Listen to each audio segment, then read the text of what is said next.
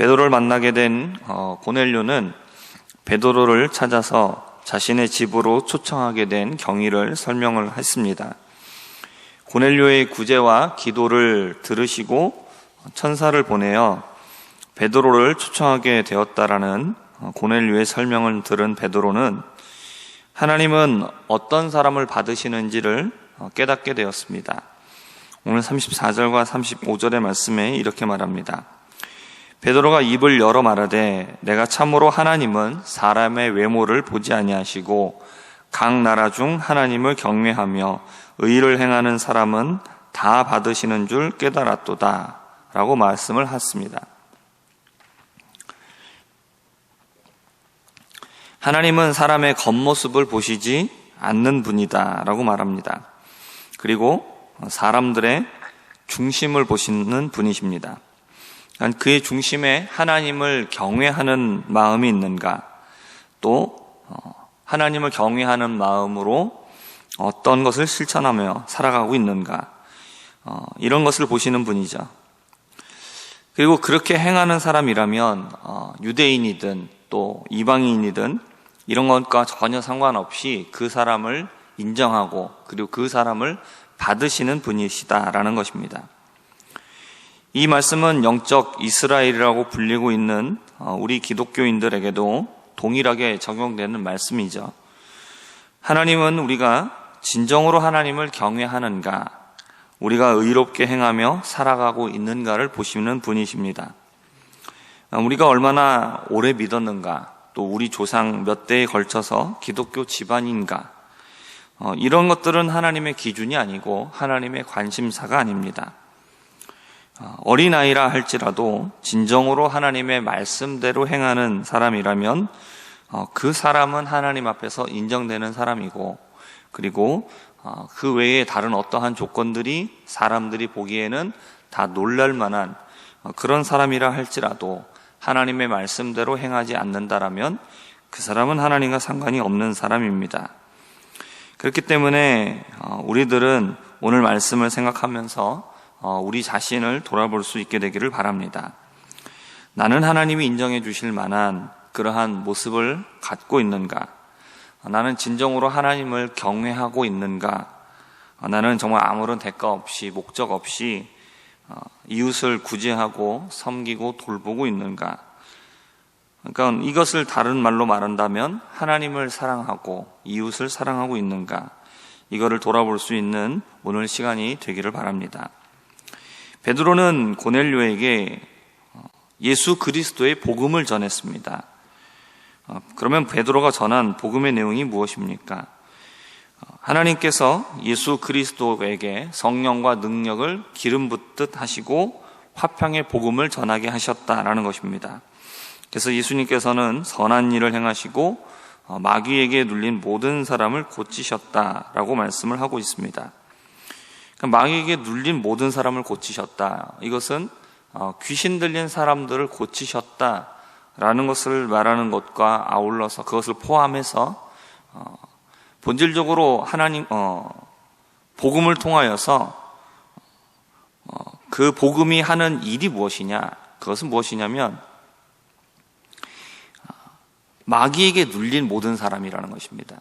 그러니까 단순히 우리가 눈으로 볼 때에 귀신 들렸다, 정신이 온전하다, 이것만이 아니죠. 결국 죄 가운데에 있는 모든 사람들은 죄의 종이 되는 것입니다. 그러니까 마귀에게 눌려 있는 것이죠. 그러니까 외적으로 볼 때에 귀신이 들려 있지 않아도 그 사람은 마귀에게 눌린 사람이죠. 하나님을 믿지 않고 예수 그리스도를 믿지 않는 사람은 마귀에게 눌려 있는 것이죠. 마귀의 지배를 받고 또 마귀가 말하는 대로, 그가 이끄는 대로, 마귀가 이끄는 대로 행하는 사람을 말하는 것입니다. 그렇기 때문에 복음이 전해지는 그곳에서는 모두 다 죄에서의 자유함, 마귀에게 눌려있는 그 모든 것들의 자유함을 얻게 되는 것이죠. 그러니까 예수님께서 사역하실 때에 귀신 들린 사람들을 치유하신 그 사건은 바로 우리에게 그것을 보여주고 있는 것입니다. 모든 사람들이 죄와 사망의 권세 아래서 마귀의 영향 아래서 눌려 있다라는 것입니다. 그런데 그 모든 사람들을 자유하게 하시는 분이 바로 예수님이시다. 그러므로 복음이 선포되는 그곳에서 마귀에게 영향을 받고 살았던 죄의 종이 되었던 모든 사람들이 죄에서의 자유함을 얻게 되고, 그리고 온전한 정신을 가지고 하나님을 섬길 수 있게 됐다는 것이죠. 마귀에게 눌려있는 사람의 특징이 무엇이냐면 자기 자신을 해치고 그리고 하나님을 섬기지 못하는 것입니다. 근데 마귀에게 자유함을 얻는 사람은 마귀를 섬기지 않고 하나님을 섬기는 사람이 되는 것입니다. 이것이 바로 진정한 온전한 정신입니다. 세상에 있는 많은 사람들이 온전한 정신을 갖고 살지 못하고 있습니다. 우리의 눈으로, 인간의 기준으로 볼 때는 다 멀쩡한 사람들입니다. 하지만 영적으로 볼 때에는 온전하지 않은 사람들이죠. 마귀에게 눌려있기 때문에 그렇습니다. 그러나 복음이 주어지면 하나님을 섬기는 사람들이 된다는 것입니다. 그런데 이러한 착한 일들을 하시고 선한 일들을 행하신 예수님을 유대인들은 어떻게 합니까? 십자가에 매달아 죽입니다. 그러나 하나님은 3일 만에 예수님을 다시 살리셨고 모든 사람들을 심판하시는 재판장이 되게 하셨다라는 것입니다. 그래서 이 땅에 인간으로 오신 예수님이 죽음에서 부활하셨을 뿐 아니라 우리 모두의 재판장이 되어 주셨다, 우리를 자유하게 하여 주셨다라는 이 사실을 믿는 모든 사람들은 죄사함을 얻게 된다라는 것이 바로 베드로가 전한 복음의 내용입니다. 베드로가 이렇게 복음을 전할 때에 성령께서 말씀을 듣고 있는 그 모든 사람들에게 임하셨습니다. 성령께서는 말씀을 사람들이 들을 때에, 하나님의 말씀을 들을 때에 임하셨습니다. 구원을 주시는 하나님의 복음을 들을 때에 성령께서는 역사하시고 복음에 대한 증거를 보여주시는 것입니다. 그리고 성령이 임했었던 이 집안에 있던 사람들은 방언을 말하고 하나님을 높였습니다. 그러니까 성령이 임한 사람의 특징은 하나님을 높이는 사람이라는 겁니다. 몇 년 전에 이런 말을 했던 사람이 있습니다. 하나님 까불면 나한테 혼나라는 말을 했던 사람이 있습니다. 그 사람은 목사라고 부르기에도 참 그럴 수 없다라고 저는 생각을 합니다만, 성령이 정말로 그 안에 임하시고 있다라면 어떻게 하나님을 향해서 그런 말을 할 수가 있겠습니까? 그럴 수가 없는 거죠. 절대로 그런 말을 농담으로라도 절대로 입 밖에 낼 수 없고 생각조차 할 수 없는 일입니다. 그러니까 하나님을 높이는 것은 성령을 받은 사람의 특징입니다. 이것을 바꿔 말하면 성령이 없는 사람은 하나님을 높이지 않습니다. 그럼 하나님을 높이지 않으면 무엇을 높이게 되냐면 자기 자신을 높이게 된다는 것입니다. 우리의 관심이 하나님을 높이는 것에 있기를 바랍니다. 우리들의 기쁨이 하나님을 높여드리는 데에 있고 하나님이 영광을 받으시도록 모든 것을 드리는 우리들이 될 수 있기를 바랍니다. 이 시대는 점점 자기 자신을 사랑하고 또 자기의 육체를 신으로 섬기는 일들이 많아지고 있는 시대입니다. 그러나 우리도 성령으로 충만하지 않으면 이러한 세상의 흐름에 아무 생각 없이, 아무 비판 없이 따라갈 수밖에 없게 됩니다. 하나님이 아니라 사람을 높이고 자신을 높이는 사람은 성령의 임재가 없는 것이고 성령의 다스리심을 받는 것이 아닙니다. 이것은 저를 포함하여 우리 모두 다 마찬가지입니다. 그러므로 이 시대의 흐름을 그냥 따라가는 것이 아니라 우리가 이 시대에서 말하고 있는 이 모든 것들을 우리가 하나님의 말씀을 기준으로 하여서 우리가 비판할 수 있고, 그리고 판단하여서 우리가 오직 하나님의 뜻대로 살아가며, 그리고 오직 나를 높이는 것이 아니라 하나님을 높이고 오직 하나님의 뜻에 순종하며 살아갈 수 있는 우리 모두가 될 수 있기를 바랍니다. 성령께서 이방인들에게도 임하시는 것을 본 베드로와 함께 왔던 유대인들은 모두 깜짝 놀랐습니다.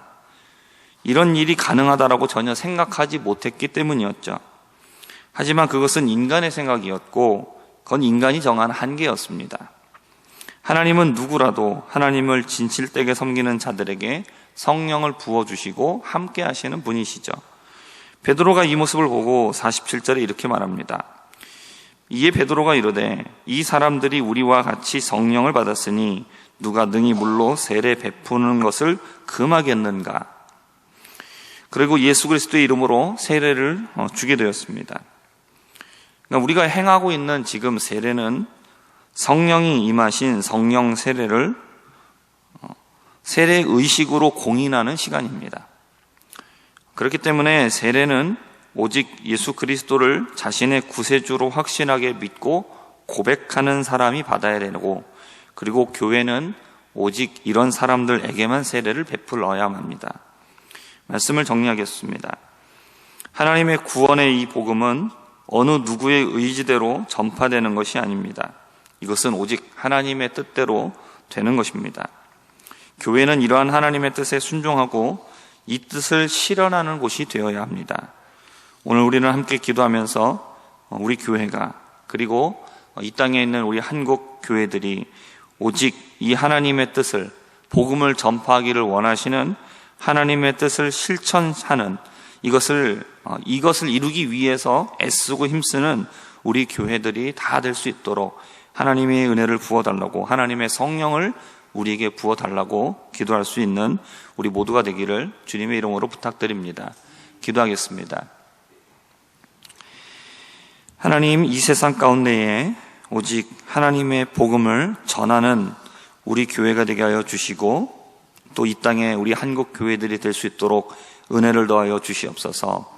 하나님, 우리가 오직 성령 충만함으로 말미암아 하나님만을 높이게 하여 주옵시고, 하나님께만 영광을 돌리며 살아가고, 그것이 우리 삶의 모든 관심사가 될 수 있는 진정한 하나님의 사람들이 될 수 있도록 은혜 더하여 주옵소서. 예수님의 이름으로 기도합니다. 아멘.